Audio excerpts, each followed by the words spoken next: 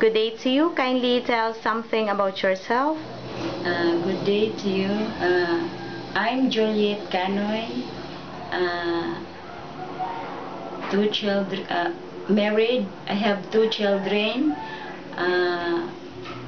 Okay, have you ever experienced working as a domestic helper? Here in the Philippines, take care baby, cleaning the house, cooking. Okay, so in taking care of the baby, can you tell us what did you do in taking care of the baby? Change pampers, take vitamins, Feed the baby. feed the baby. How about in bathing the baby? Do you know? Yes.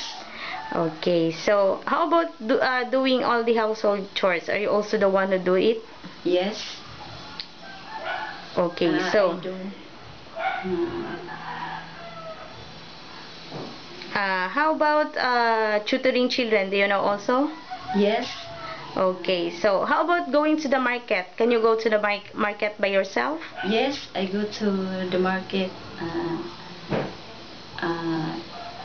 Alone. Okay, so since you are first timer working abroad, can you promise that you will focus your attentions to your work? Yes. Okay. I focus to my work.